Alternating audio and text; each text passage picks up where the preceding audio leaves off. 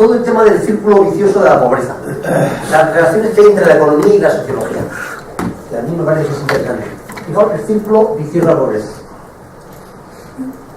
Hay un momento, entonces esto es un círculo, es un problema.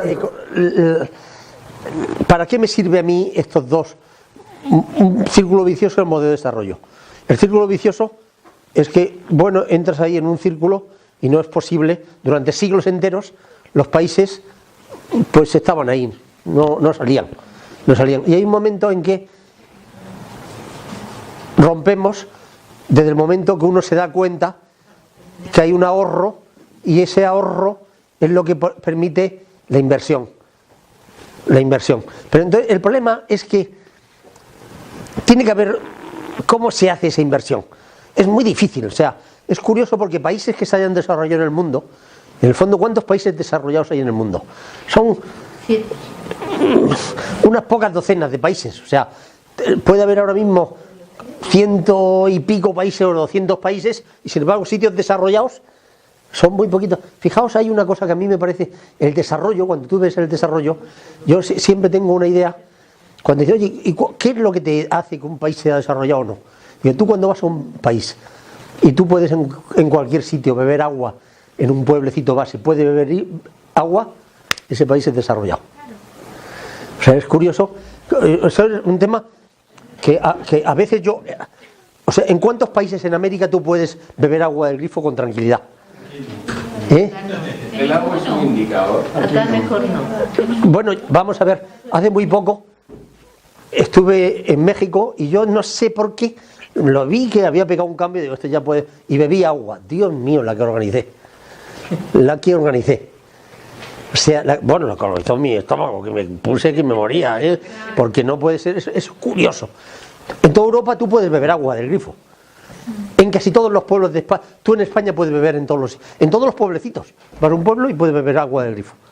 Sí. Una consulta, y el índice de desarrollo humano, que es el que mide, digamos, a través de la ONU, porque eso lo traducen científicamente a un indicador que se aplica a nivel nacional mundial, que es la calidad de vida, que es un índice de desarrollo humano que te mide la educación, la salud, la cancerías y los ingresos, que a la vez se traducen otros detalles más que te permiten, digamos, decir si es que estás bien o estás mal.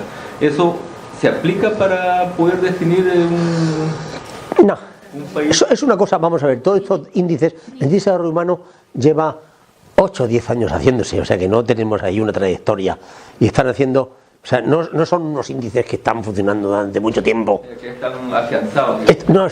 Están empezando, están viendo, y bueno, o sea, y muchas veces es curioso, te digo, fíjate, hay una cosa que tiene gracia, que a veces tenemos que tener cuidado. El año pasado, una chica venezolana me hizo un trabajo sobre la pobreza en España. Y entonces me empieza a hablar de la pobreza en España, como es la pobreza en España y tal. Y entonces me hace un estudio porque la pobreza, porque los índices de pobreza. Y digo, oye, tú la pobreza en España ¿tú cómo compararías la pobreza en España con la pobreza en Venezuela? Y me dicen, no, bueno, hay más pobres aquí que en Venezuela. Digo, pero tú dice, yo no lo entiendo, pero es así. Vamos a ver, muchas veces te lo digo, porque los índices estos, es decir, ¿cuándo una persona es pobre? Una persona es pobre en toda Europa si tienes menos del 60% de per cápita del general.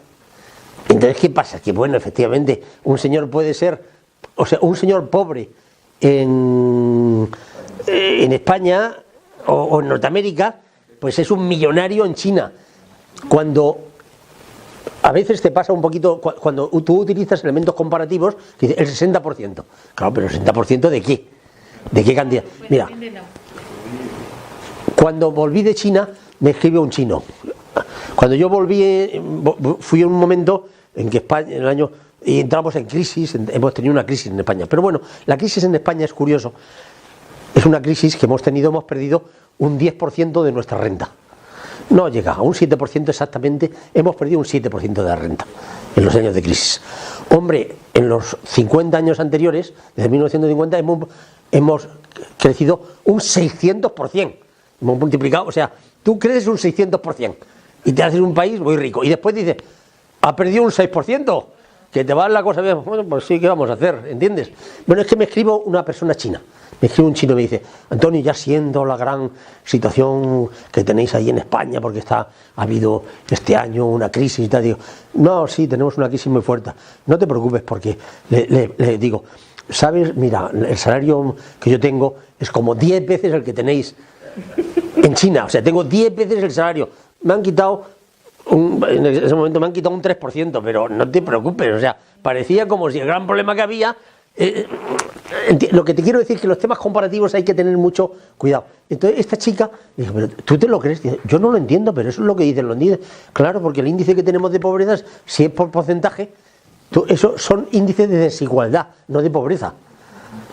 O sea, vamos a ver, es muy difícil ahora mismo en todos los países desarrollados y en casi toda Europa, o sea, la gente no pasa hambre, o sea, es imposible, o sea, ahora mismo pasan hambre, dice, bueno, esto se pasa en algunos países, en China han pasado hambre hasta hace muy poquito tiempo, ahora ha desaparecido el hambre, nada más que empieza un poco el desarrollo, ya no se pasa hambre, pero eso es muy difícil de medir, pero por los índices, digo que estos índices del 60%, el 40% ¿de qué masa estás hablando? O sea, que efectivamente cuando tienes unos ingresos de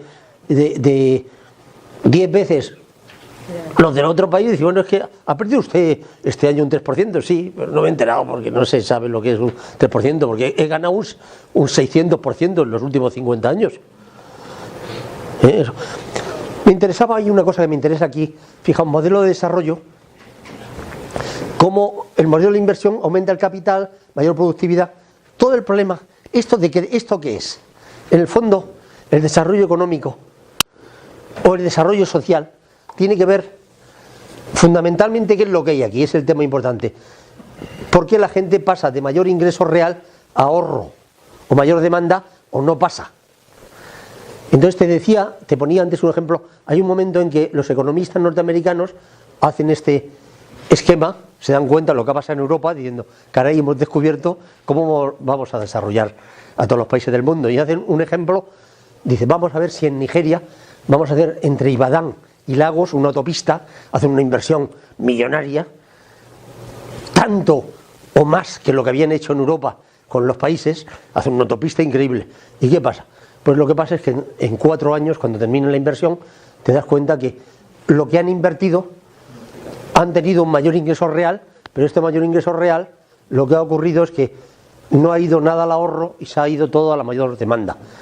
Han importado camas de oro, no sé cuántas de oro, de Inglaterra, con lo cual no se ha hecho ninguna... O sea, ¿esto qué es? Cambio de mentalidad.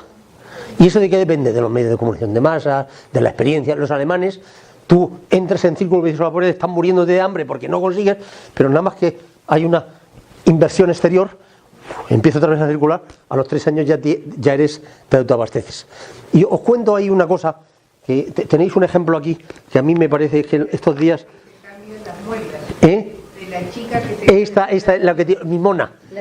La Mimona estoy contando una anécdota mía. Siendo soldado, aparezco por Melilla a hacer el servicio militar, me encuentro con una chica, yo que voy en plan, yo estuve haciendo el servicio militar en regulares 5 en Melilla en un cuerpo de castigo. Yo era un tipo bastante revolucionario en la universidad y me mandan castigado. Estoy allí castigado, voy a una casa de un juez bien puesta y aparece una chica, la Mimona, vestida de tal, con las manos rojas, que se las pintan de tal, una chica de 18 años, bueno, yo estaba encantada porque allí éramos todos viejos, apareció un chico joven, encantado, ella estaba encantada. Y entonces sirve la comida, y entonces al terminar en el café le digo a la señora, ¿cuándo le pagas a esta chica? Me dice, bueno, aquí, claro, como están en la RIF, vienen todas de Marruecos, pero ¿cómo cuánto le pagarían? Entonces me dice que le está pagando al mes $10. $10 al mes le está pagando a la Mimona. Dice, bueno, eso es mucho más dinero de lo que se paga en toda esta zona. Venían del campo, no tenían una... Y entonces le dije, bueno, a mí me parece una injusticia. Le solté la típica cosa que cuando tienen 20... Yo tenía 22 años o 23, le conté una... Bueno, y quedó asombrada. Total, que al poco tiempo me dice el esposo, oye, mi mujer dice que venga a darle a comer. Y me dijo, oye, me has convencido. Por tus razonamientos, a Mimona le he dado A mi mona le dio $300, que no había visto, mi mona no sabía ni lo que eran $300, y la he mandado a su casa y se ha marchado. Pero efectivamente tenemos que cuidar, tal. Me va dando la razón. ¿Cuándo va a venir? En 15 días volverá. Ya te diré a ver qué es lo que ha hecho con ese dinero que le he dado. Nunca le había dado vacaciones. Había hecho con 12 años. Alguna vez se iba a ver a sus padres, pero no. Está viviendo allí al lado de... Total, que viene al cabo de un poco de tiempo. Bueno, yo preguntaba, ¿ha venido mi mona? No ha venido. Una semana, 2 semanas, un mes, 2 meses. La mi mona se fue y desapareció. Y entonces cuando vuelve, el esposo me dice, Antonio, me llama, me dice, mi mujer dice que a ver si, mi esposa dice que a ver si, tiene una casa magnífica, bien puesta, tal, a ver si vienes a tomar, a comer con nosotros y tal. Y yo, bueno, sí, oye, ¿y qué ha pasado con mi mona? Ha vuelto, ¿ah, sí? ¿Y qué tal? Ya te contaremos. Yo no sabía que me tenía que contar, pero bueno, aparezco por allí. Yo iba vestido de soldado, como iba el soldado, aparezco a comer, y conforme veo a la señora y digo, ¿qué tal? Ya lo verás, me dice ella muy atenta, pero una señora muy... Ya lo verás, digo, no sé qué tendré que ver. Llegamos y efectivamente conforme me siento a comer, aparece mi mona toda majestuosa, con las vestimentas, tal, con las manos rojas aparece. Entonces conforme, yo sabía que tenía que haber algo, no sabía qué era. En el momento en que me siento, me sirve la comida y me lanza la mejor de sus sonrisas, me di cuenta sobre la marcha, se había arrancado todos los dientes y se los había puesto de oro. Esto es lo que es, o sea, cuando tienes un mayor ingreso real, ni se le ocurre decir, bueno, voy a transformar el agua de no sé cuánto, voy a hacer no sé cuánto, sino lo que te haces es, y posiblemente es lo mejor que podía haber hecho. Lo mejor que podía haber hecho era, si le hubiera dado los 300 euros o dólares a su padre, se hubiera ido de juerga y no hubiera vuelto en 6 meses. Y entonces dijo ella, voy a poner guapa, y va guapa, para ponerse guapa, va a un tipo ahí, quíteme todos los dientes y póngamelos de oro. Ya había resuelto su problema. Cuando hablemos de la comunicación, esto es un tema como factor de modernización, que la comunicación lo que tiene, el gran factor de comunicación, de modernización que tenemos ahora mismo en la comunicación. Es curioso, lo que tú cuando ves cómo son las bodas, cómo son no sé qué, cómo son las casas, todo este tema lo vas viendo, te entra por los sentidos cuando ves una telenovela.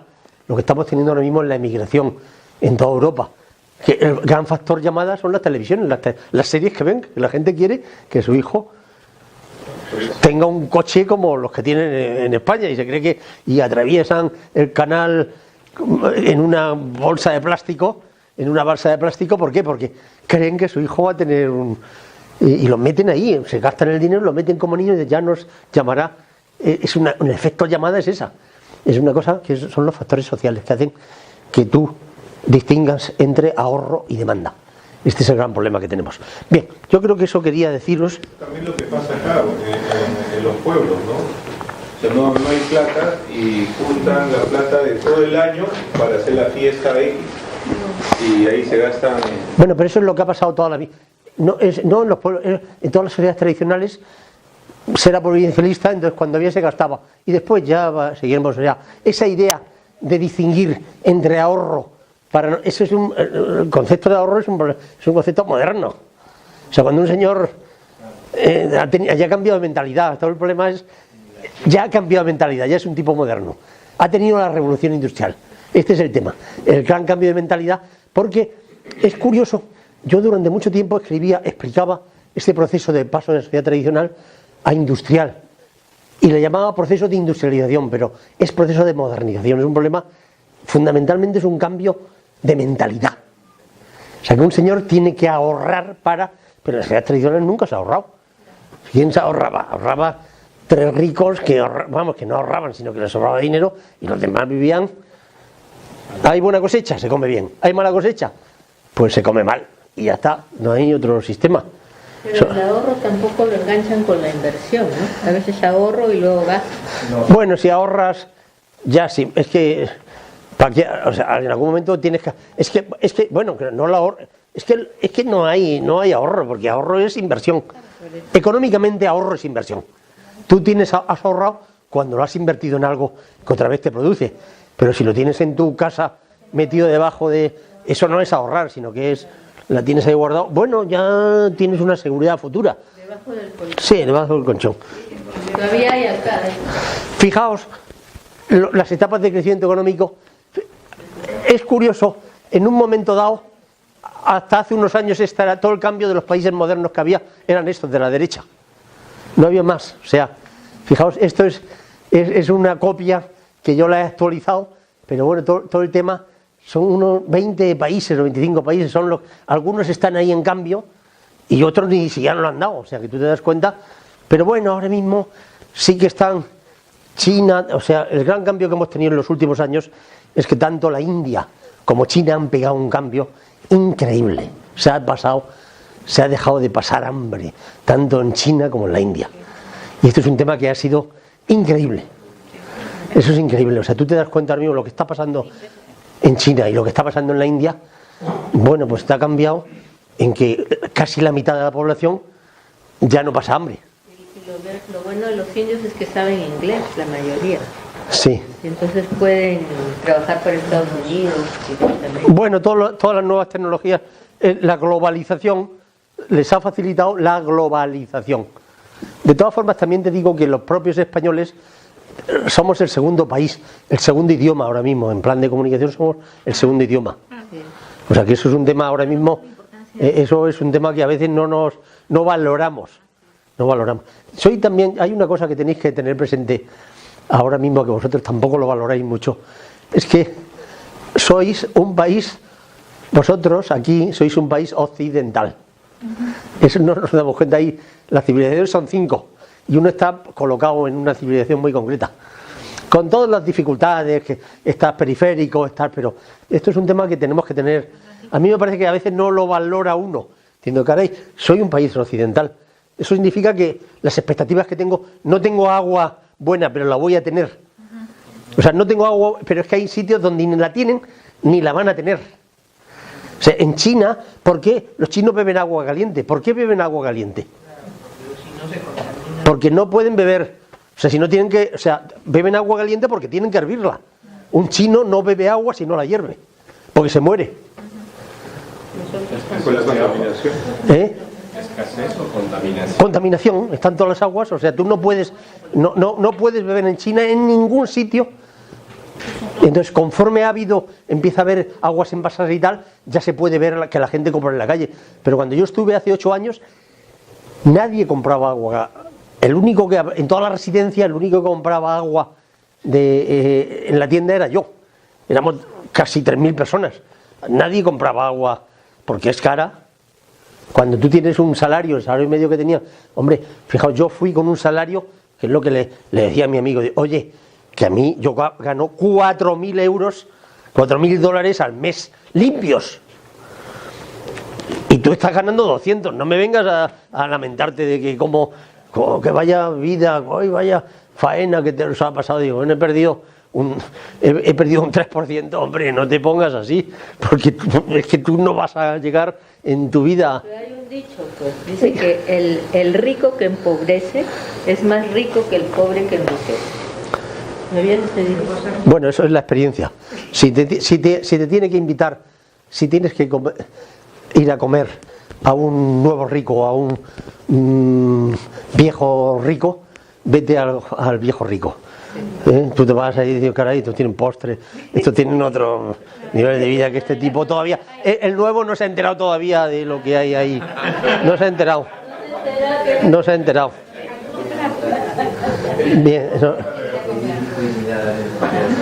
Bien, vamos a ver. Yo que el vínculo vicioso, una comparación que nada, economía y sociología. No os explico esto que querría y no lo explico, pero porque no lo voy a explicar. Sin embargo, vamos a hacer otra cosa. Ya lo veis. Vamos a hacer una cosa. Ahora estamos en un ratito, este es un ratito de prácticas. Estamos ahora mismo en un rato de prácticas, ¿no? Yo pensaba, para hacer prácticas, que hiciéramos una cosa.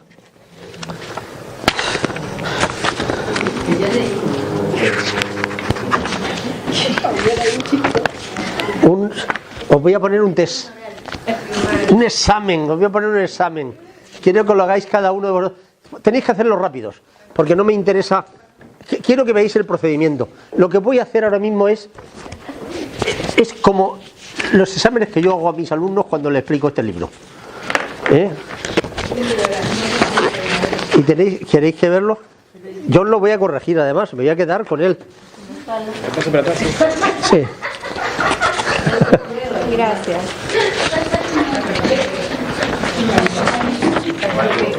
Uno, pásale a Javier. ¿Tenéis todos? No vale copiar. Podéis copiar lo que queráis, pero no vale hacerlo. Lo que quiero es que hagáis vosotros un poco, a ver qué es lo que habéis entendido de... Es un test muy sencillo.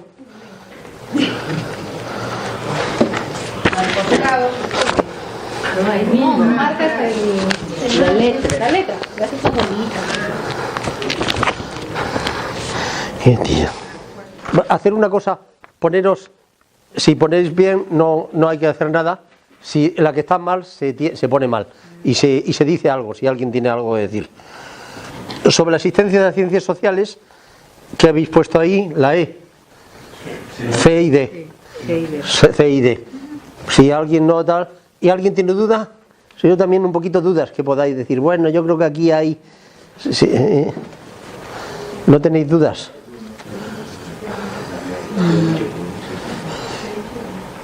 La sociología no es ciencia, y yo he puesto aquí, esta es más difícil, porque es nada de lo anterior. Sí, claro. Esa siempre es complicada porque todo lo que sea decir, caray, a ver si me complico yo, pero es nada de lo anterior.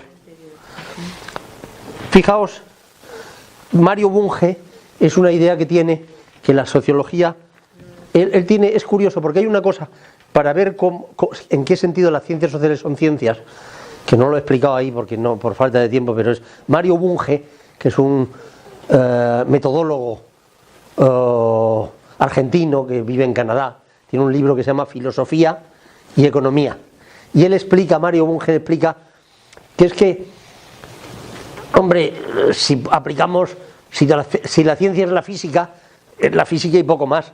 Si queremos tener ciencias sociales tenemos que relativizar un poco el concepto de ciencia. Y entonces él cree que hay ciencias emergentes, que es lo que pasa él con la economía. Él cree que ahí las ciencias sociales son ciencias emergentes, que es que cada vez son más precisas, te dicen más, te aciertan más porque se va precisando. Pero, o sea, no es esto es ciencia, esto no es ciencia. No existe ese tema. Es lo que, de alguna manera, si tú lo que dices, esto es ciencia, bueno, es que no es, una persona está enferma o está sana. Pero bueno, la gente está muchas veces en medio, entonces, bueno, tiene fiebre, tiene no sé cuánto. Bueno, pues no está enfermo. Dice, pero hombre, pero tampoco estoy para tirar, bueno, pero no estás enfermo. O sea, es un tema, y con la ciencia pasa lo mismo. O sea que, claro, si te pones en plan muy exigente, que una ciencia predice, las ciencias sociales predicen, bueno, siempre tienes ahí unas dudas de si eso es predicente. Pues no es totalmente predicente, por lo tanto no es ciencia. Cosa que pasa con las piedras, que es cuando se mueven, pero bueno, lo que veíamos antes, que cuando hay cosas, pero bueno, en ese sentido, la sociología no es ciencia. Decir que la sociología es no ética, esta me interesa este tema. ¿Qué quiere decir? A ver qué habéis puesto ahí. Que no estudiar fenómenos como buenos o malos.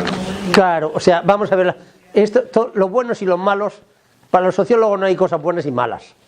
Si no hay, tú haces decir, bueno, ¿cómo está? Y tienes que ver un poquito los calificativos, debes de evitarlos siempre, o sea, no es esto, bueno, y los hombres sin embargo sí que calificamos, o sea, otra cosa es que tú hagas un esfuerzo para no calificar, pero te parece fatal, y dices, tal, pero este es un asesino, bueno, pero tú no puedes decir, o sea, no es decir los golfos que han matado a no sé cuántos, no sé, tienes que tener cuidado, tú dices lo que ha pasado, cuánta gente hay en prisión, da cifras, pero no son mejores ni peores, sino bueno, estamos ahí. Es no ética. El problema de los modelos en las ciencias sociales, que habéis puesto, proviene de las ideas, estudio, o sea, es un problema, está bien. Respecto a los valores en las ciencias sociales, ¿qué habéis puesto? Todo lo anterior, esto está claro. La nomenclatura en las ciencias sociales, ¿puede ser un problema? Sí. ¿Ayuda al conocimiento de la realidad con más precisión? También. Por lo tanto, esta es A y B. No es A solamente, sino es A y B. Es la E. Las nomenclaturas. El tema de las nomenclaturas es que es una cosa curiosa. Bien, es curioso. Hay palabras que cuando te mueves con los cambios culturales, en unos sitios unas palabras horribles, y vas a esta misma palabra. Vosotros tenéis aquí varias palabras horribles que me pegó un susto la primera vez que yo vine aquí. Yo os cuento siempre una cosa que tenéis aquí horrible. Como sois mayores os lo cuento, pero si no me daría hasta apuro contároslo. Tenía una alumna yo que era peruana y que estudiaba tercero de comunicación, y entonces se empeñó que tenía que venir a ver a su familia cuando venía aquí, porque llevaba tiempo sin venir. Digo, va, y entonces me invitó, me dio una carta para su familia. El último yo dije que no, pero me dio una carta y dijo, bueno, irán a verla. Total, que llamé a su madre, oiga, que tengo una carta de su hija, a ver si puedo venir, a ver si puede venir a la residencia donde estaba, aquí se la dejo. La madre, no, profesor, llevo 4 años sin ver a mi hija, me tiene que contar usted cómo está mi hija, ¿verdad? Total, que terminé yendo a comer con ellos, o sea que no me esperaba yo semejante cosa. Entonces había un barrio aquí, se llama Ave María, se llama, puede ser Jesús María. Fui al barrio de Jesús María, allí estaba, y entonces me encontré con que fue una casa bastante sencillita, muy sencillita era, y entré y me encontré con que me esperaba la señora, y tuve la gran sorpresa de que me dijo, oiga, le dije que iba a estar con mi esposo, pero se ha tenido que ir porque tenemos una finca en la selva, y entonces se ha inundado y se ha tenido que salir, entonces ya no puede estar. Entonces me di cuenta que era ella, he invitado a una vecina para tal, era ella, una vecina y 8 hijas más, y yo era el único hombre que había allí. Yo me senté allí, dije, Dios mío, en la entrada habían puesto una mesa grande, ahí me tienes sentado con la invitación, ¿eh? Y entonces yo había una palabra concretamente que no había oído contar nunca. No había hablado. Y entonces me siento, bueno, todo bienvenidas y tal, estaba una cosa sencilla, bueno, estaba la gente contenta de ver, ¿cómo está mi hija? Fui contando cosas, y entonces un momento que sacan de primer plato, sacaron unas cositas que yo no había tomado nunca, pero dijo, Dios mío, yo no sabía además qué pasaba, o sea, no sabía, dijo, no ha pasado, habré movido la mano izquierda, habré movido la mano derecha, todo el mundo callado, se rompió el silencio, no hablaba nadie, hasta que una hija dijo, ayer estuvo lloviendo por la tarde, y todo el mundo ya bueno, total, pero por la tarde fui a casa de unos amigos, y entonces digo, ¿qué tal? ¿Qué llevas aquí ya 2 días? ¿Qué tal? Y dije, pues mira, me ha pasado lo siguiente. Estaba un grupo de 10 o 12 matrimonios y tal, y volví a contar esto, lo que voy a contar, y digo, fíjate lo que me ha pasado, y no sé, porque yo no sabía lo que había pasado, lo voy a contar, y todo el mundo lo mismo otra vez, y digo, ¿pero qué pasa? Ya te contaré después. Es curioso, o sea, eso os lo digo, bueno, eso me ha pasado con muchas cosas en la vida, pero es de los momentos de, ¿pero qué ha pasado aquí? O sea, que tú no sabes lo que ha pasado. Pero bueno, porque no tiene ningún significado, son las cosas de la vida. ¿Y por qué le han puesto este nombre y allí en Madrid le llamamos de otra manera? Pues mira, Mago, a ver si sois más cuidadosos en Madrid. Todo lo que se te ocurre es que en Madrid deberéis de ser más cuidadosos. Es lo único que se te ocurre decir y ya está. Bien. Bueno, entonces hemos dicho el problema de los modelos está claro. Vamos por las definiciones operacionales de los conceptos. A ver si esta habéis acertado. A ver. ¿Qué habéis puesto? B y C. Muy bien, perfecto. Es que las ciencias sociales favorecen enfoques disciplinares, claramente, ¿no? La D. La D, sí, señor. La economía se diferencia de la sociología. ¿En qué ¿En mayor amplitud? La economía se diferencia de la sociología. ¿Qué es más amplia, la sociología o la economía? La verdad es que es un poco nada de lo anterior, aunque podría ser, hay una que es más amplia que la otra, pero como has dicho la primera, o sea, yo entiendo cuando alguien me dice, en estos test, siempre, yo cuando me hace todo y me ponen 2 o 3 mal, doy por supuesto, porque tú has dado unos supuestos, dice, hombre, ¿quién dice la mayor amplitud? ¿Amplitud de quién? Pues, ¿qué más te da? Los modelos Nociones, perfecto. Tener un modelo. ¿Qué habéis puesto ahí? A y B, sí señor. Las hipótesis científicas.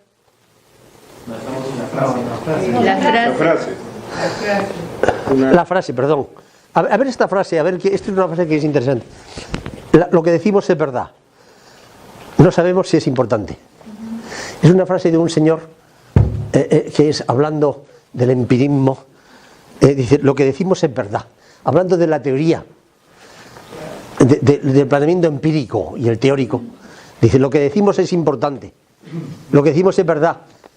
No sabemos si es importante. Esos son los empiristas. Los empiristas siempre dicen, lo que dicen es verdad. Y es importante o es una tontería. Dice, en esta clase hay 2 veces más hombres que mujeres. ¿Es verdad? Sí, ¿y qué? ¿Y qué me dice usted? Las mujeres son un poco más bajas que los hombres. ¿Eso es verdad? Es verdad. ¿Y qué? O sea, el problema para que haya ciencia, no solamente tenemos que decir que las cosas sean verdad, sino que sean también importantes.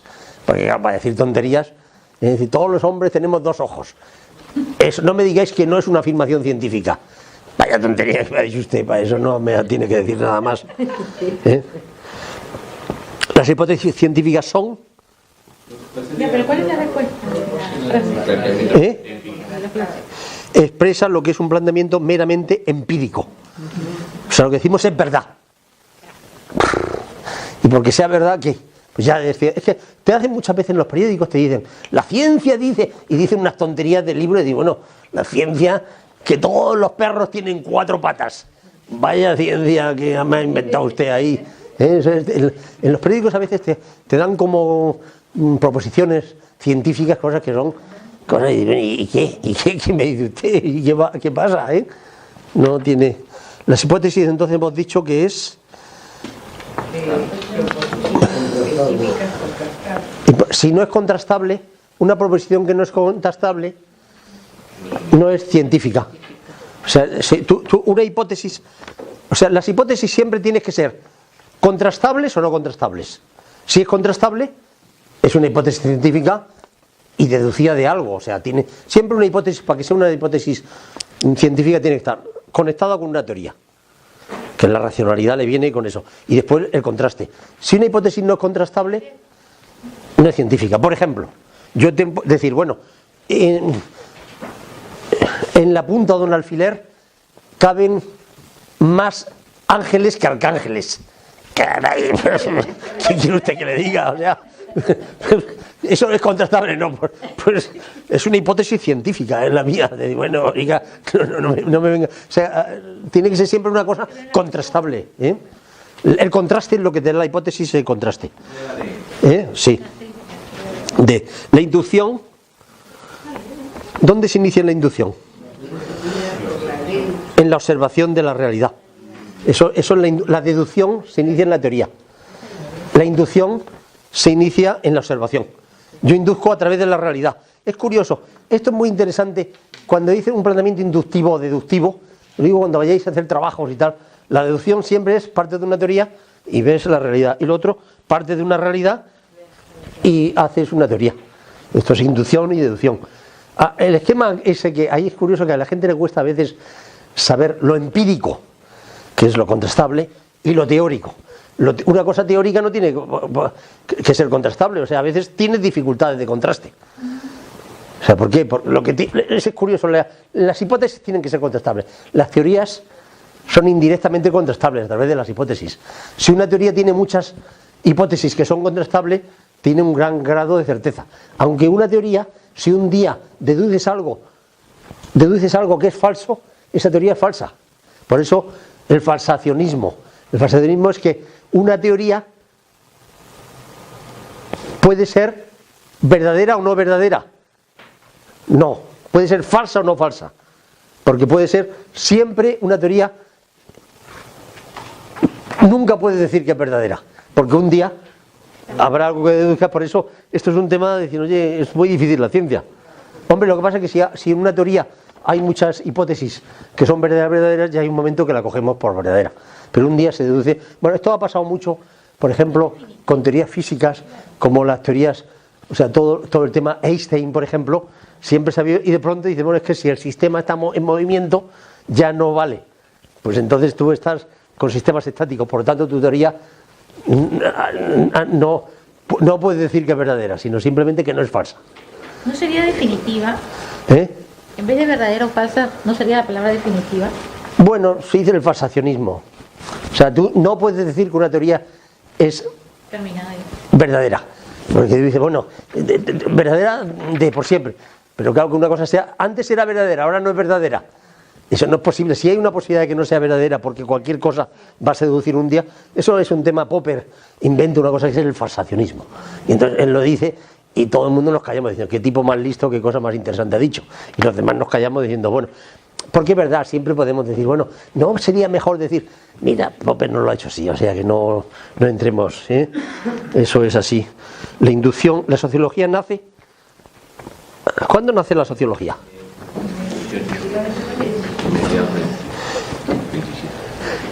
¿Cuándo nace? ¿Cuándo? Augusto Comte, ¿de cuándo es? A mediados del siglo XIX. Es 1800, él nace. La Revolución Francesa es 1789. Entonces 1800, es que todo el tema de los siglos, esto es interesante para manejarlo.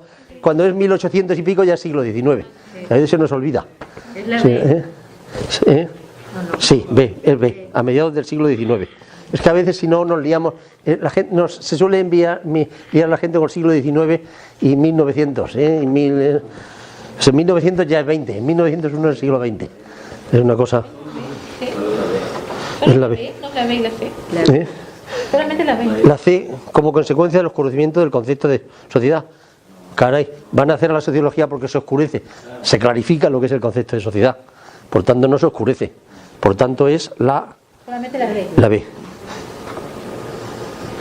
La aparición de la sociología se corresponde con todo lo anterior, sí señor. Racionalismo. Es curioso, la aparición de conceptos claros y distintos de sociedad. Hay una cosa, fijaos, la aparición de conceptos, la aparición de conceptos claros y distintos de sociedad. El inicio del positivismo, el racionalismo, la idea de progreso, todos son ideas. Hay un ejemplo que no sé si habéis leído en el libro, que a mí me parece que es un ejemplo muy bonito.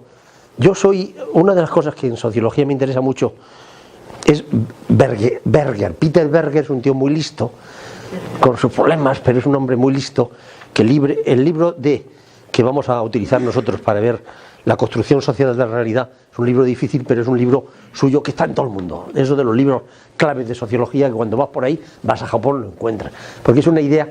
Entonces él tiene un libro que se llama Invitation to Sociology, la invitación a la sociología. Y él hay una cosa que plantea ahí en la invitación a la sociología, cómo en el inicio hay un momento, la toma de conciencia de la sociedad. O sea, ¿por qué se toma conciencia de la sociedad? Y entonces hay un ejemplo que a mí me parece que es muy bonito, que él cuenta de un niño judío, que yo en el libro no sé si lo habéis leído. Es de la barba. Es un ejemplo, a mí me parece un ejemplo muy interesante de que a veces no tomamos, o sea, existen realidades sociales que no tomamos conciencia. ¿La llevas fuera o dentro? Sí, o sea, entonces hay un momento, entonces el tipo poco a poco dice, la barba la llevas por dentro o por fuera, y el tipo un día y otro, y llega un momento que empieza a estar verde hasta que ya un momento, ¿qué es lo que hace? Se afeita la barba porque ha tomado conciencia de que no sabe cómo duerme. Y a mí me parece que con la sociedad y con los problemas sociales a veces pasa lo mismo. Hay un personaje ahí que lo comentaremos en el último día cuando hablemos de los sociólogos, que en un momento dado, ahora mismo estamos, por ejemplo, los abusos infantiles, ahora mismo está a la orden del día continuamente, que a veces es incluso exagerado. Pero, ¿qué ha pasado con él? Pues lo que pasa es que siempre ha existido la idea de que en la sociedad lo que ocurre es que hay unos tabús, y entre los tabús que ha habido siempre está el tabú del incesto. que dentro de la familia, pues la gente, los adultos tienen y los demás no había. Y de pronto, lo que se ha ido tomando conciencia es que hay más. ¿Qué ocurre? Si hay un problema, dentro de la familia hay un gran silencio. Esto es un tema que está pasando ahora mismo, que pasa mucho con los colegios, y entonces dicen los religiosos, los no sé cuántos, se le echa la culpa, y dice, bueno, ojo, que es que es el problema. ¿Qué ocurre cuando en una familia hay un pequeño problema?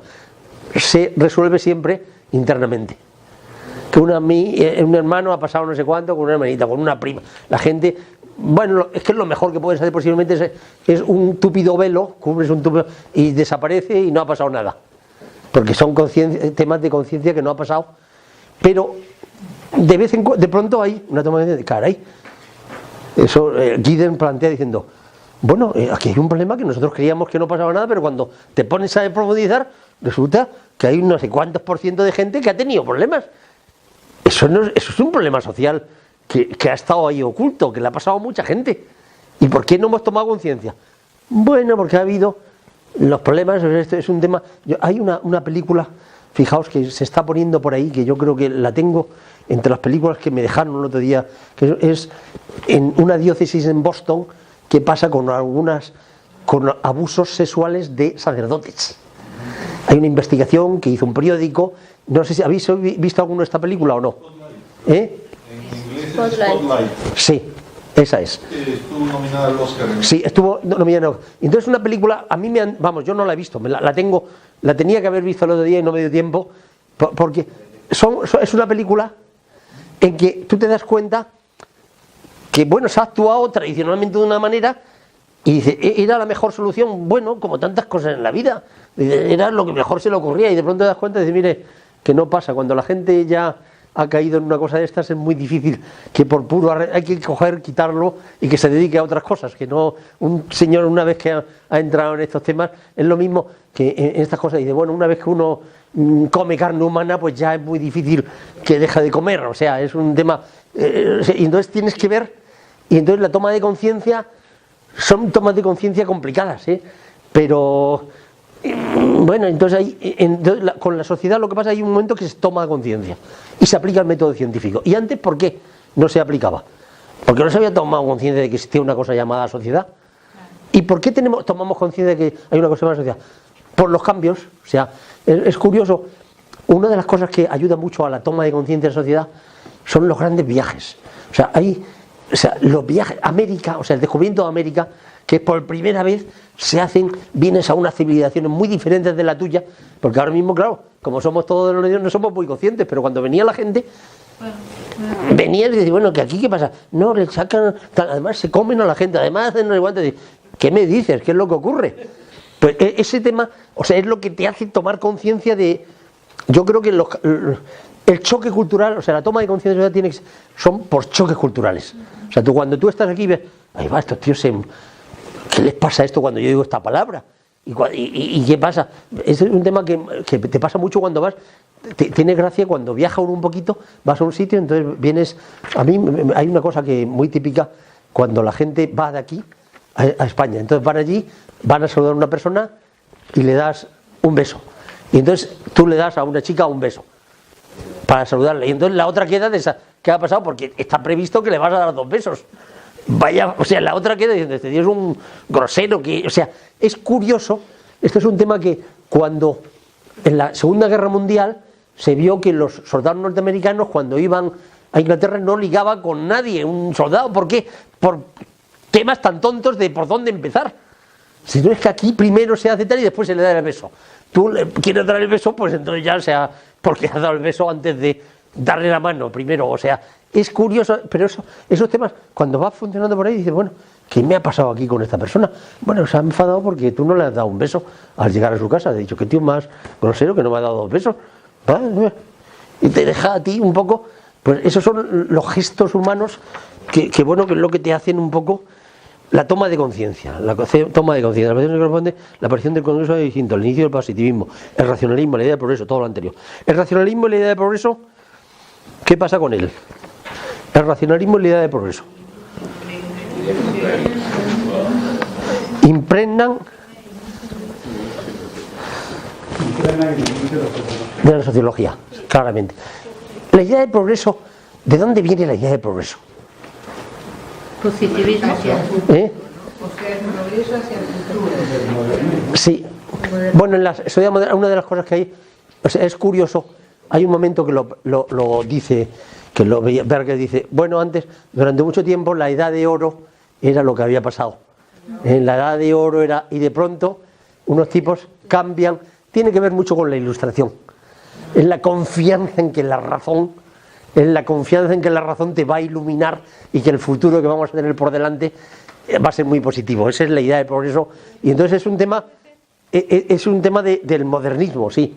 A mí lo que me ha llamado también mucho la atención que el individuo no, o sea, para la sociología el individuo no es importante, o sea, no es el origen de algo, sino que la sociedad y la familia es el núcleo y no la persona.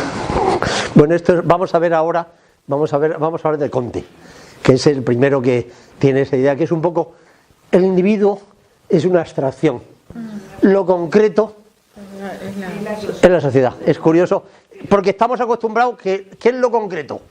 El individuo. ¿Y qué es lo que es una abstracción? La sociedad. O sea, en el fondo, vamos a ver, es como todas las cosas en la vida que hay, es el huevo y la gallina. O sea, ¿qué es? O sea, que las dos cosas, dice, bueno, y es que es un problema tonto, porque es que una cosa no la puedes entender sin la otra y la otra no la puedes entender sin esto. ¿Por dónde empiezas? Pero probablemente tiene razón. Bueno, yo creo como... Vamos a ver, yo soy bastante, o sea, es un tema, eso es curioso, fíjate, pasa un poco, creo que tiene razón, en eso tiene razón Marx, en cierto sentido, porque para Marx es un problema, el proletariado, o sea, cuando un señor ha triunfado, esto es un tema, cuando un señor ha triunfado y va por la vida y tal, él cree que es un genio, esto es una cosa, y bueno, ¿será posible un tipo? Yo me he encontrado varias veces con gente, con la persona, que, bueno, es que yo he trabajado y tal, y tú lo has conocido, y si te dan más pago que si te suelas, a tener una suerte de no sé qué. Hay un montón de cosas que hace que el tipo haya triunfado. Y que él después se atribuye, tú te das cuenta y dices, bueno, cuando uno ha triunfado, y entonces, vamos, estamos ahora en una escuela de negocios. Estamos en una escuela de negocios. Entonces a mí hay una cosa que tenéis vosotros, es curioso porque cuando se está en una escuela de negocios, ya me perdonáis que sea crítico, yo soy muy poco de escuela de negocios. ¿Por qué? Porque soy rojo. Y entonces tienes una ideología, o sea, vamos, tienes una ideología, y entonces en la escuela de negocios, la gente que va mucho a la escuela de negocios son tipos muy individualistas que piensan que el trabajo es lo que le va y están dispuestos a gastar hasta dinero y el esfuerzo y no sé qué, no sé cuánto, y entonces te dejas un poco decir, y eso es un problema ideológico. Eso es un problema ideológico. Por eso, fíjate, te voy a decir una cosa, todo el problema, el nacimiento de las ciencias sociales tienen que ver con gente básicamente liberal, que creen que el sujeto, que hay unas leyes ahí en que uno no aporta excesivamente, o sea, porque es que la idea, a mí me parece, yo me ha pasado, he tenido bastante, yo creo que me he ido apartando de las escuelas de negocios poco a poco en la medida en que he visto, Dios mío, ¿dónde estamos? Porque yo lo entiendo, o sea, me perdonáis, yo creo que también esta cosa, soy capaz de contaros lo del famoso pincho, porque me parece que hay que racionalizar las cosas, que no se puede quedar uno diciendo, caray, ¿qué me dice este tipo? Hombre, somos mayorcitos y hay que... Entonces en las escuelas de negocios con frecuencia va mucha gente que piensa que el individuo es el que hace las cosas. Y entonces, porque es curioso, porque el huevo y la gallina, como tú lo has hecho y tal, te parece que eso es lo que ha pasado. Y eso es un tema que, bueno, que son temas complicados. Entonces cuando va gente a una escuela de negocios sin ideología, al menos liberal, sino que una ideología que cree que es la sociedad la que te impone todo y tal, caray, tienes que tener cuidado, porque vamos, me van a venir a ver si resulta que me he hecho millonario por mi trabajo, y decir, bueno, mira, te has hecho trabajo por muchas cosas en la vida. Yo hay una cosa, si alguna vez yo hay una cosa que me estudié, de las cosas que he estudiado con más, que me he divertido más estudiando, es en Suecia. Hubo un momento que con un gobierno socialista muy fuerte hicieron una cosa que son los fondos de inversión de los asalariados. Estos fondos de inversión consistía en que se dieron cuenta que mucha gente se hacía millonaria. O sea, primero decidieron que todos los trabajos con el mismo tipo de trabajo tenían que cobrar lo mismo, estuvieran en cualquier empresa que estuvieran. Entonces, una vez que aplicas ese principio, te das cuenta que en algunos sitios las empresas salen de oro, porque se están haciendo que ahora estoy pagando lo mismo que la competencia, pero yo tengo unos beneficios, y entonces pusieron unos impuestos especiales. Estos impuestos especiales son los fondos de inversión de los asalariados. Y llega un momento que en esos fondos de inversiones empezaron a tener el 20% de todo el capital del país. Y dijeron, bueno, aquí ya ha pasado.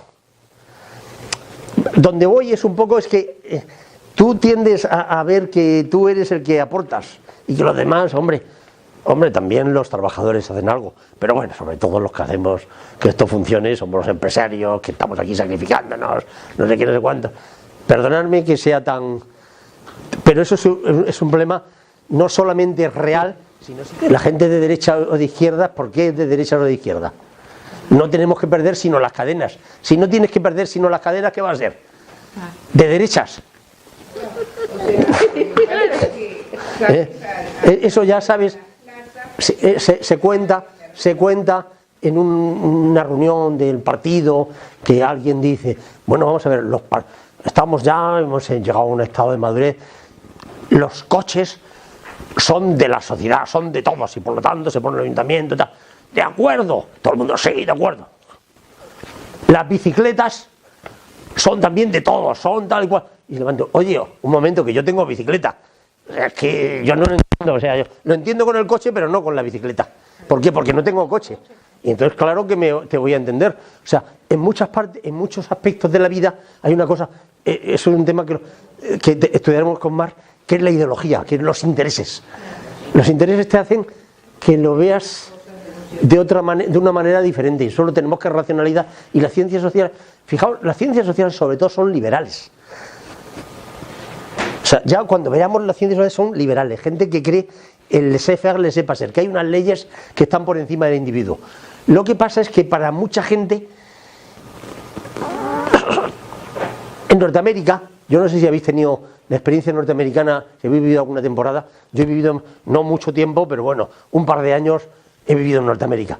En Norteamérica todos los europeos somos rojos, punto. Es una cosa que es increíble. Cuando vas allí te dicen, bueno, ya te van, ¿por qué?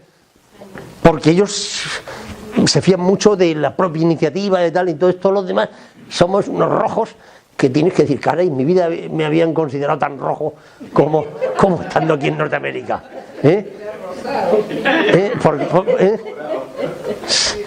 Vamos, eso es un tema que es así, la vida.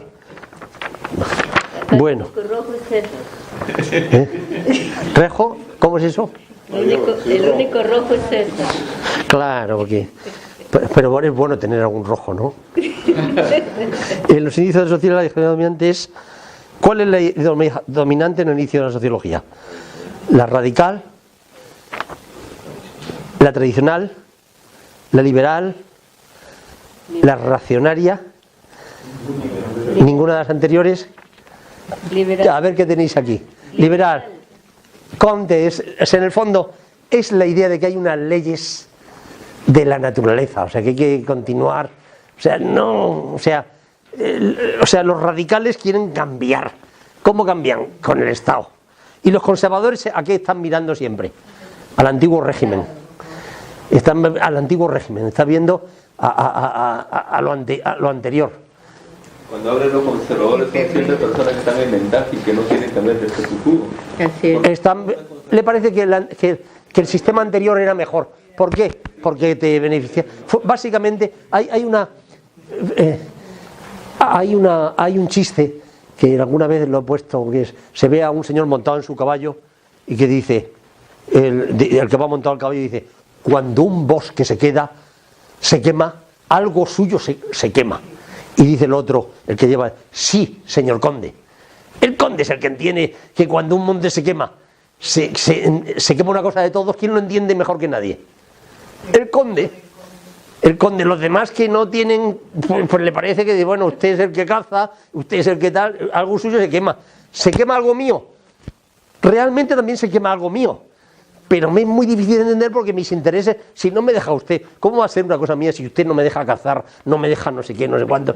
Pero el conde lo entiende perfectísimamente. Cuando un monte se quema, algo suyo se quema.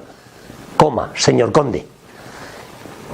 Los demás lo entendemos todos. Sí, pero unos lo entienden mejor que otros. ¿Y por qué lo entienden mejor? Por los intereses. Los intereses nos facilitan. Uno entiende las cosas que te vienen bien. Esto es un tema, si te pasa con los partidos de fútbol, que uno ve, hay un penalti, hay no sé cuánto, y entonces todo el mundo, ¡guau, qué guarrada! Y todos los del equipo ven, y los demás no lo ven. ¿Qué será posible? ¿Qué ha pasado aquí? Bueno, porque cada uno tiene los intereses personales, te hacen que no lo veas o no lo veas. El gol de Brazo. Sí, eso es un tema, nunca lo ve. Bueno, le dio un poco, le rozó, pero muy poco. Se ha considerado que la toma de conciencia de la sociedad, a ver, ¿por qué se...? La sociología entonces ese es el C. ¿Cuál? La sociología. El inicio de la sociología que habéis puesto, la liberal. La liberal, la C. Liberal. Yo creo que ya lo veremos el próximo día. Hay dos personajes en el comienzo de la sociología que no son liberales, que no son liberales propiamente dicho, que son Marx y Tocqueville, y los dos tienen problemas tienen dos problemas los dos, que ni siquiera, uno que está desde la historia y el otro uno de la historia y el otro más bien desde la economía y de la filosofía, y tienen problemas para entender por qué, porque no son liberales. Y entonces, si tú no eres liberal, pues eso de que haya leyes propias, no crees que las leyes son divinas, las ha puesto alguien por ahí, o crees que las leyes pues, hay que cambiarlas. Marx, cuando hablemos de Marx, hay un momento haciendo una lectura de Feuerbach, dice: los filósofos han dicho que lo que hay que hacer es estudiar, lo que hay que hacer es cambiarla. Ser un tío que lo que quiere es cambiar la sociedad. Cuando un señor lo que quiere es cambiar la sociedad, ya el estudio de la sociedad no es un tema secundario. Es decir, bueno, lo que quiere es cambiarlo. Y entonces decir, bueno, hombre, tampoco, nadie es tan... y no quiere cambiar nada. No, o sea, lo que quiere es cambiarlo. Y después, si hay que estudiarlo, se estudia, pero eso es el tema. Se ha considerado que la toma de conciencia de la sociedad, a ver qué pasa ahí, con la toma de conciencia de la sociedad. Se ha favorecido por la confrontación. Siempre en los choques culturales, uno ve, en la confrontación cultural, uno ve. O sea, cuando tú hay una... Caray, ¿qué es lo que pasa? Y por eso es curioso. Fijaos, la gente con más confrontaciones culturales, es posible que en muchas cosas, las mujeres, por ejemplo, o en muchas veces las minorías, los judíos, son gente que como ha tenido mucha confrontación cultural, que bueno, aquí no me dejan, como te están dando, eres capaz de entender un poco mejor, un poco más, no es que sea... porque las mujeres de los 60. Las mujeres de los años 60. Ya las de después ya no tienen razón, ¿ya? No tienen razón. Porque ya tenemos mucho más derechos. Ya tenemos iguales, somos iguales. Igual. Gracias. Yo cuando estoy... Yo siempre... Mejores. Yo cuando estoy... Mira, hace unos tiempos estaba con dos señores mayores. Entonces, en una conferencia, sabía que había dos muy cosas. Dije, recuerdo en aquella época de Franco en que yo luchaba por vuestras libertades y vi los dos viejitos como... Dije, este tío, no lo comemos. Y dije, es broma, porque claro, los tipos... O sea que no puede ser eso. Se ha considerado que la toma de conciencia, ¿qué? ¿Qué ha dicho la toma de conciencia? ¿Viene dificultada por los viajes? Ayuda mucho. Siempre, toda la vida, la gente viajera son los que nos han traído noticias, nos han dicho cosas. Ese es un tema viajera. Fijaos, tanto hay dos personajes que son muy casi toda la gente ha sido viajera. Marx ha sido viajero. Toda la gente que ha hecho reflexiones sobre la sociedad han sido viajeros. Que si no te mueves de tu pueblo, estás allí y crees que el mundo es ese. ¿Es impedida por la revolución industrial? No. ¿Se inicia en los países mediterráneos? Italia y Francia. No, por lo tanto, está bien. Bien. ¿A qué hora termina esto? A las 7. A las 7 terminamos. Vamos a ser puntuales sin terminar esto. Fijaos, ¿hay alguien que tiene algo que preguntar? 7:30. Pero tenemos... 7:30 con trabajo, pero no hemos tenido trabajo. Estamos teniendo trabajo, es este. Sí. Bueno, pues vamos a entrar entonces en Comte. Comte y terminamos. Empezamos con Comte. Vamos a ver, tenemos media horita. ¿De la parte de atrás tenéis algo que decir? No tenéis nada que decir, ¿no? Todo, la frase, fijaos la frase, la revolución industrial no fue ni revolución ni industrial. Es una frase muy famosa de un señor que se llama Dahrendorf, que dice que la revolución industrial no fue revolución. ¿Por qué? No se sabe cuándo tiene lugar. O sea, la revolución industrial, nosotros le hemos dado una fecha, hemos dicho, pero es lo mismo, fíjate, la revolución, todas las revoluciones esta, es decir, yo digo, cambia a mitad del siglo XX, en 1945 empieza la primera computadora. Y tú me preguntas, oye, ¿y en 1960 cuántas computadoras hay en el mundo? 10. Caray, o sea que vamos a ver, vaya revolución. O sea, que quiero decirte que hay cambios. O sea, para que haya una revolución, la revolución francesa, un día le cortas el cuello al rey, había una revolución. Entonces la revolución industrial, quiero decirte que tú empiezas con la máquina de vapor, pero no hay más máquinas de vapor. Watt inventa la primera y hasta un siglo después no se generaliza. O sea, una revolución que dura un siglo, vaya revolución, ¿entiendes qué te digo? Entonces la revolución industrial, Dahrendorf dice, es un cambio. Pero bueno, pero lo que pasa es que nos interesa porque es muy clara. A mí me interesa porque es un cambio. Ya vas. Lo que pasa es que los hombres, cuando damos un cambio tan radical, como aparece algo y dice, cara, esto ya ha cambiado. El descubrimiento de América. Bueno, pues eso son un cambio, pero que tiene unas consecuencias, pero que al principio no se nota nada. Y dice, es revolución y no es industrial. ¿Qué significa que no es industrial? Que lo de menos es que cambie la industria. Lo más importante es que cambia la mentalidad de la gente. Por eso yo no hablo nunca de revolución. Yo digo que con la revolución industrial empieza el proceso de modernización. O sea, de lo extractivo a lo... La modernización, empezamos a cambiar de mentalidad. Los cambios fundamentales no son técnicos, sino son de mentalidad. O sea, cuando tú vas a un sitio que se ha industrializado, cuando tú vas a Suecia, o vas a Finlandia, o vas a otros sitios, tú dices, claro, estos tipos están con otro esquema. ¿Quién es el fundador del positivismo? Augusto Comte. Y es una filosofía, es una concepción de la vida en que las cosas que importan hay que contarlas, medirlas. Lo que no se puede contar, medir, de eso no se puede hablar, punto. Este es el gran tema que tenemos. Es decir, una cosa, dice, bueno, ahora lo vamos a ver con un poquito más de precisión, con palabras del propio Comte, pero el positivismo es un planteamiento teórico que piensa, o sea, frente al idealismo, que lo importante son las ideas, aparece el positivismo, que lo importante es las cosas que se pueden contar, medir, y de los demás que no vale la pena hablar. No podemos hacer ciencia sobre eso. Dicen, es que porque a mí me parece y tal. Mire, ¿se puede contar, medir? No podemos decir sino nada. Entonces, el esquema que veis, fijaos, las primeras reflexiones sobre lo social. Saint-Simon como preámbulo, Comte, fundador de la sociología. Fijaos, los dos primeros, tú te das cuenta que son dos personas que ya tienen cara de profesor. O sea, es decir, estos son, y los dos fueron, sí, hombre, profesores eméritos ya, incluso algunos muy eméritos ya. Vamos a ver, pero ahí lo que es interesante es el positivismo como criterio, la sociedad como objeto de estudio, Spencer, organicismo social, periodo inicial, estudio, ¿cómo se plantea el nacimiento de la sociología? Es lo que quiero yo plantear aquí. ¿Cómo se plantea? Bueno, las primeras reflexiones sobre lo social Fijaos aquí, ¿sabéis quién es este? Estos dos son romanos.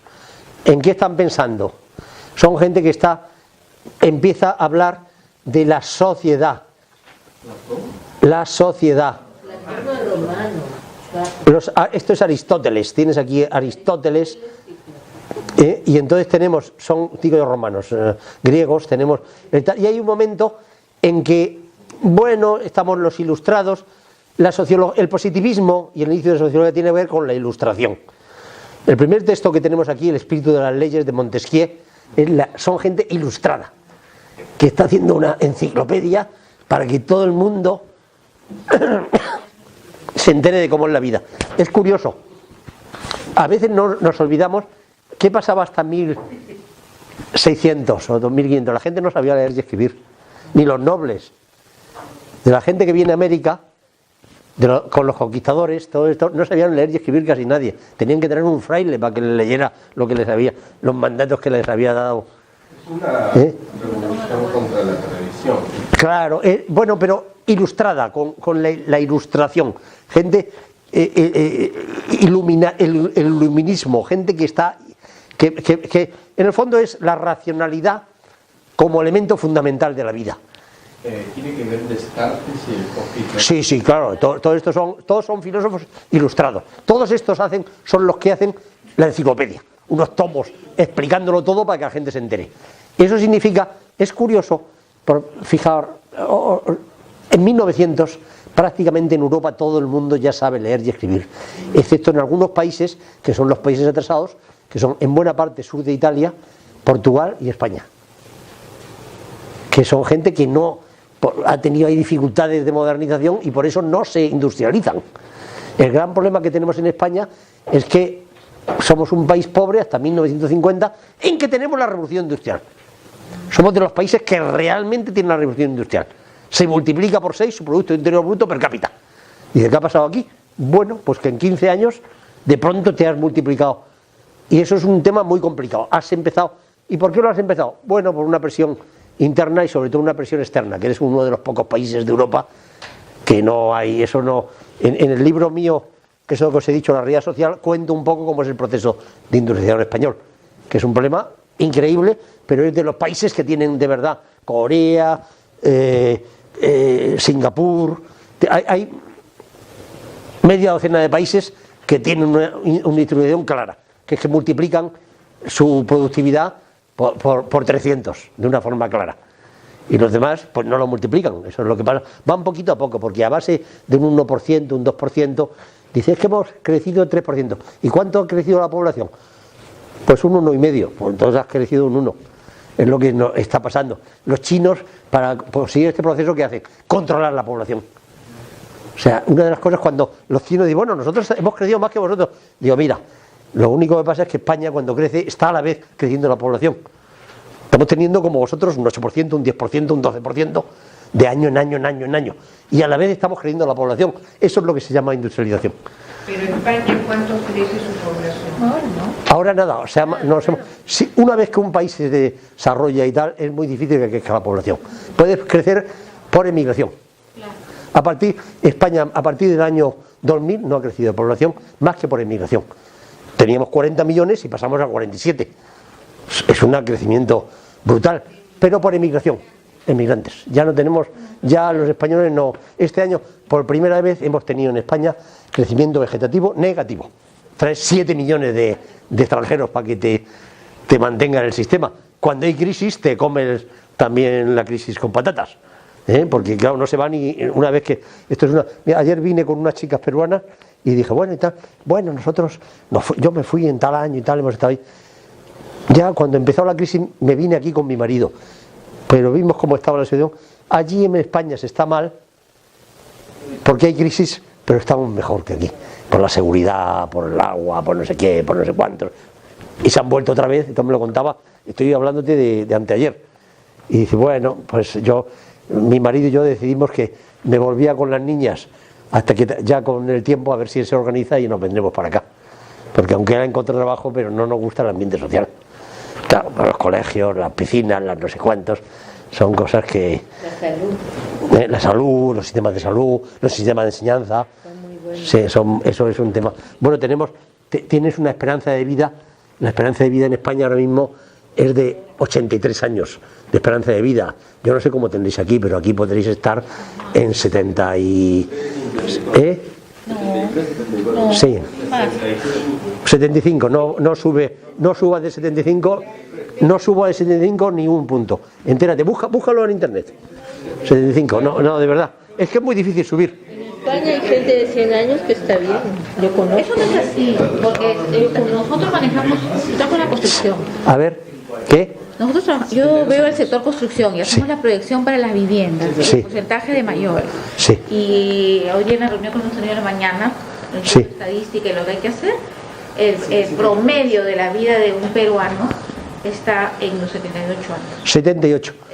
Ya me extraña, quiero decirte que no es la promedio de la vida, sino lo que se llama esperanza de vida, que es una estadística concreta que es la que se emplea en todos los países. Exactamente. 7 hombres y 7 mujeres. 7 hombres y 7 mujeres. 70. Eso sí. No, 7-2 hombres y 7-8 mujeres. Es 74. No, pero bueno, yo lo que... No, pero que una cosa es el promedio de lo que tú quieras y otra cosa es la esperanza de vida, que eso es una estadística que eso no te falla. No te falla.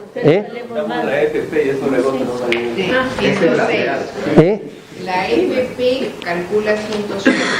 106. A los 106 puede cobrar la pensión. Bueno, oye, vamos a adelantar un poco. Primeras reflexiones sobre lo social. Vamos a ver, las primeras reflexiones de lo social, vamos a ver cómo...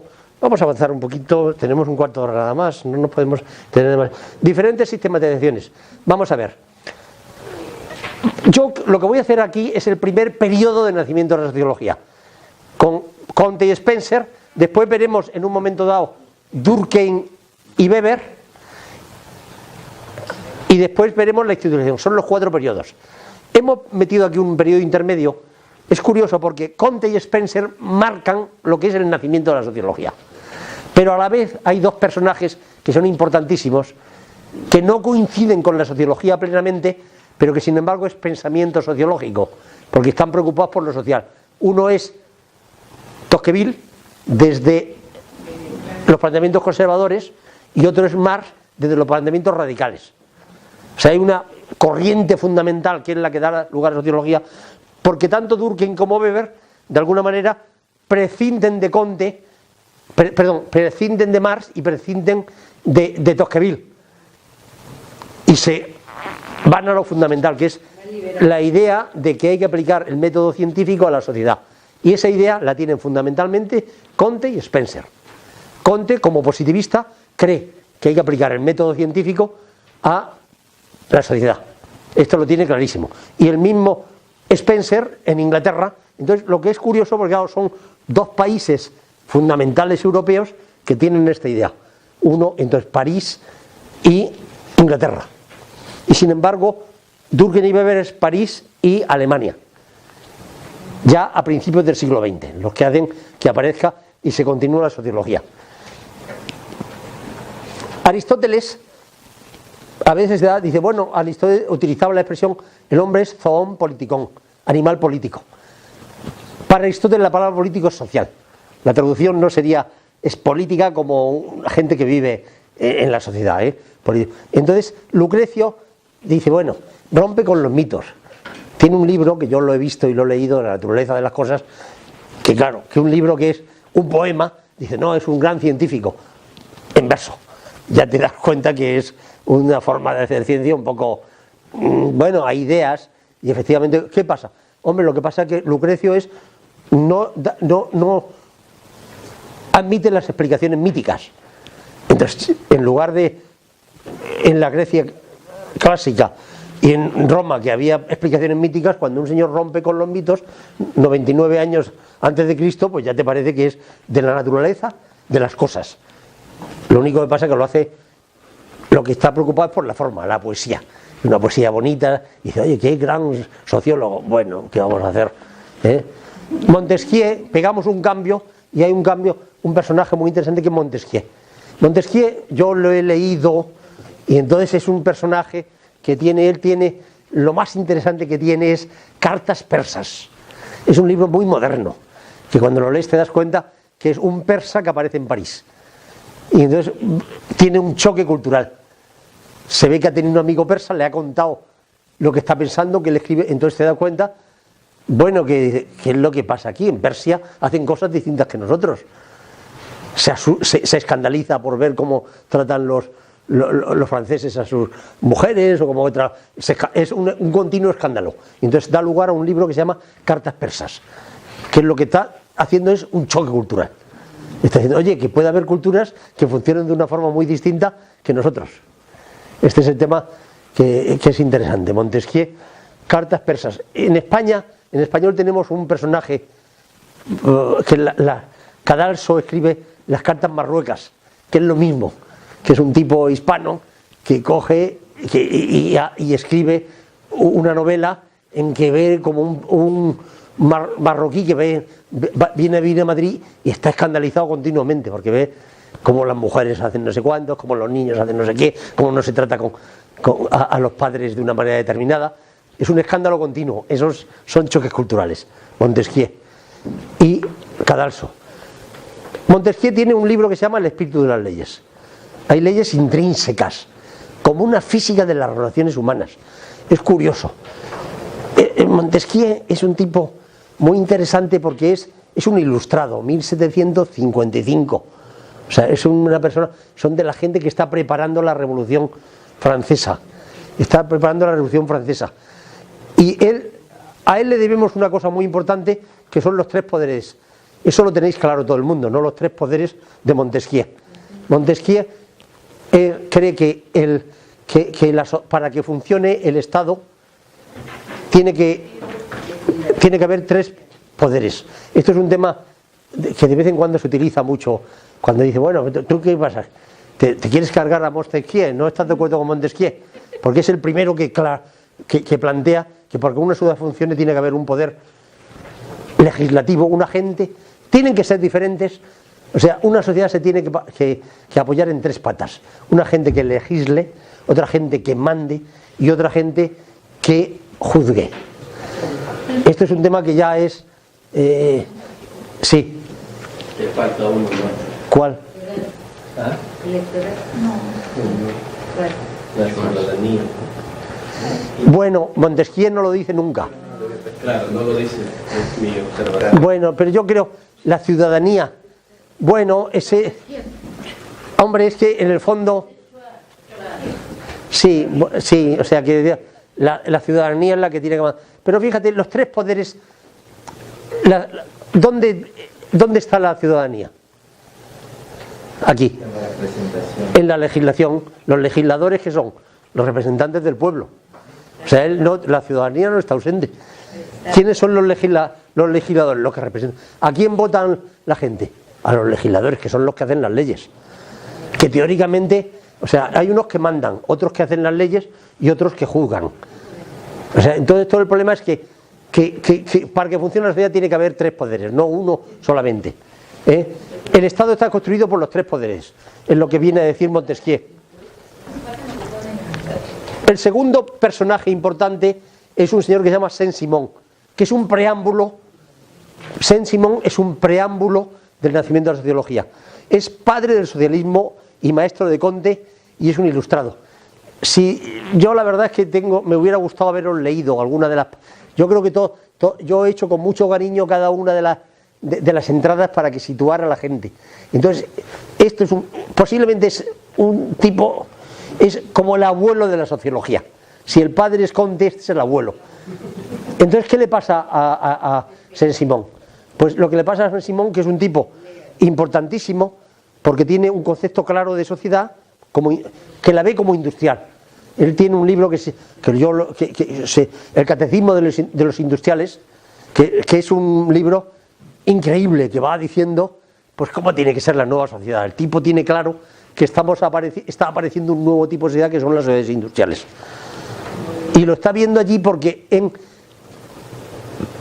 Francia está teniendo lugar en ese momento la industrialización. Aparecen los sans-culottes. Los sans-culottes, lo que hacen la Revolución Francesa, los sans-culottes son el proletariado.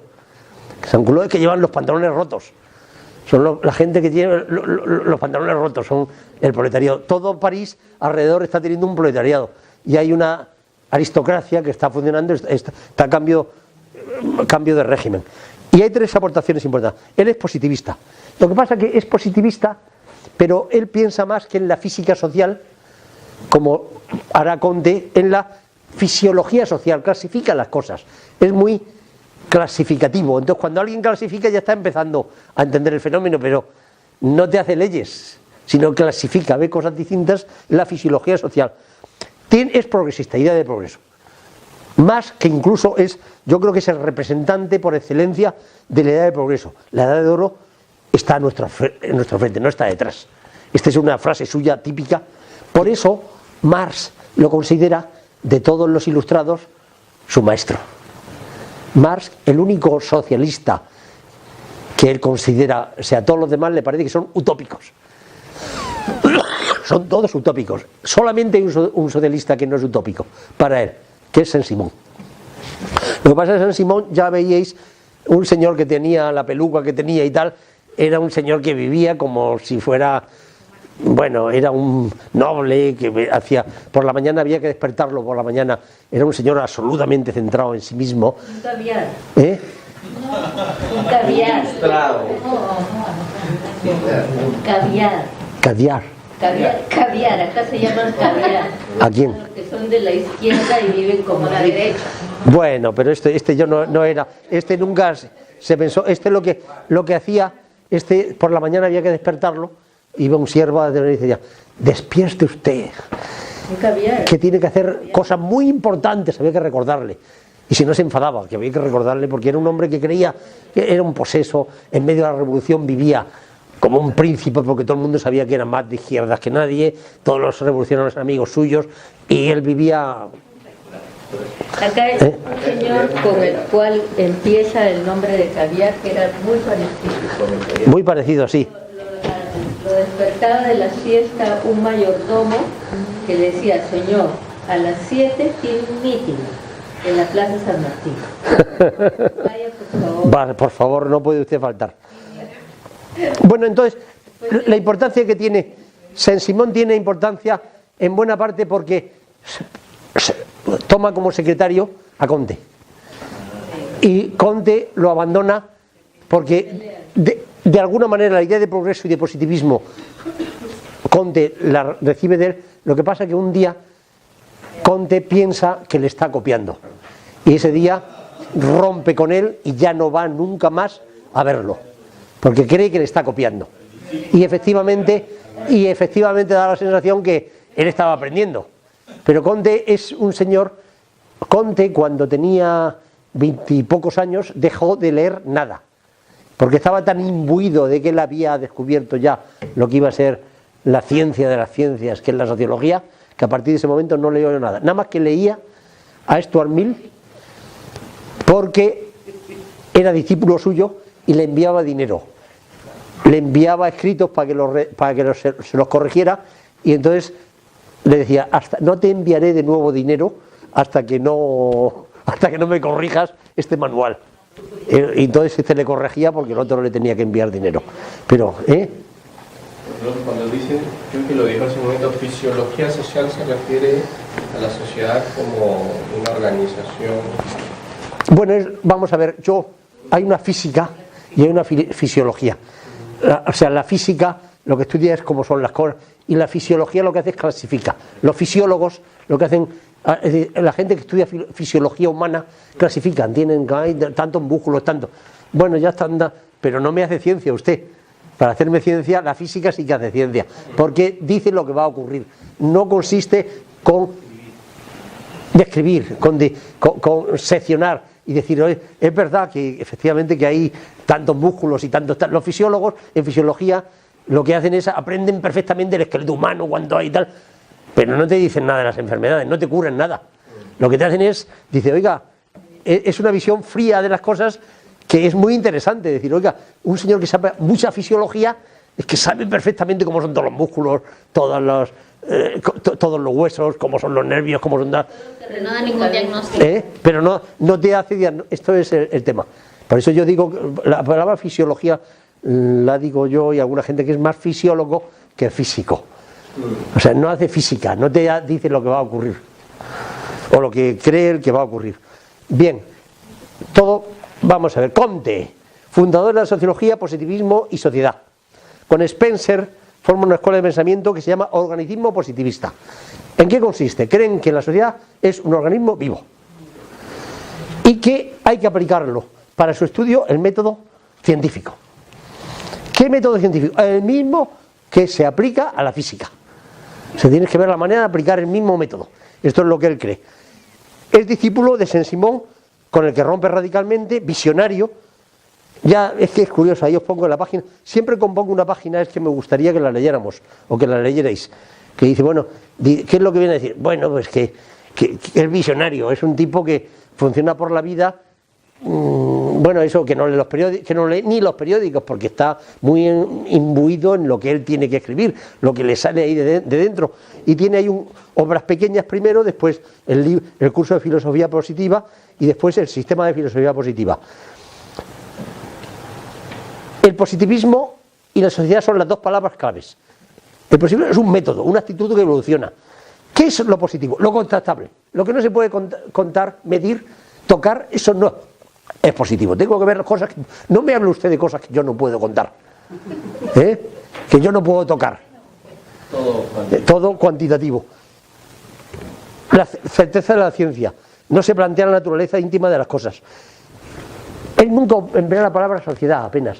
Utiliza la palabra humanidad. Él tiene la idea de que hay una cosa que en la sociedad en general, que es la humanidad.